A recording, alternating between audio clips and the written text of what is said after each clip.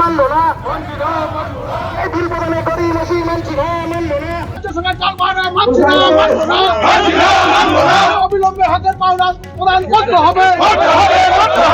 আমরা দীর্ঘ 2 বছর ধরে এই আন্দোলনটা চালিয়ে যাচ্ছি।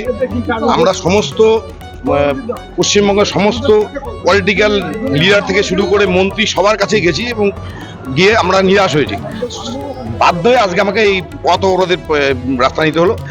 জাতীয় সড়ক অবরোধ ঠিকাদারদের বকেয়া মেটানোর দাবিতে জলপাইগুড়ির পাহাড়পুরে জাতীয় সড়ক অবরোধ রুরাল ডেভেলপমেন্ট কন্ট্রাক্টর অ্যাসোসিয়েশনের প্ল্যাকার্ড হাতে ঠিকাদারদের 31 জাতীয় সড়ক অবরোধের জেরে আটকে পড়ে যানবাহন।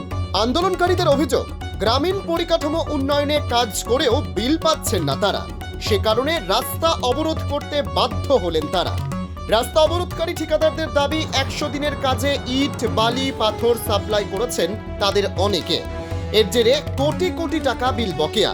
অভিযোগ, মনরেগার প্রকল্পে জলপাইগুড়ি জেলায় রাস্তা, ড্রেন প্রভৃতি কাজের জন্য 100 কোটির বেশি টাকার ইট, বালি, পাথর সহ বিভিন্ন সামগ্রী সাপ্লাই করেছিলেন জেলার 5 শতাধিক ভেন্ডার। 3 বছর ধরে ওই টাকা বকেয়া, অবিলম্বে টাকা প্রদান করতে হবে, এই দাবিতে জাতীয় সড়ক অবরোধ। Bureau report, জজবাত 24 Bangla. আমরা দীর্ঘ 2 বছর ধরে এই আন্দোলনটা চালিয়ে যাচ্ছি। আমরা সমস্ত পশ্চিমবঙ্গের সমস্ত পলিটিক্যাল লিডার থেকে শুরু করে মন্ত্রী সবার কাছে গেছি এবং গিয়ে আমরা নিরাশ হয়েছি। বাধ্য হয়ে আজকে আমাকে এই পথ অবরোধের রাস্তা নিতে হলো। আমরা পরবর্তী সময় আরো তীব্রতর আন্দোলন করবো হকের পাওয়ার জন্য।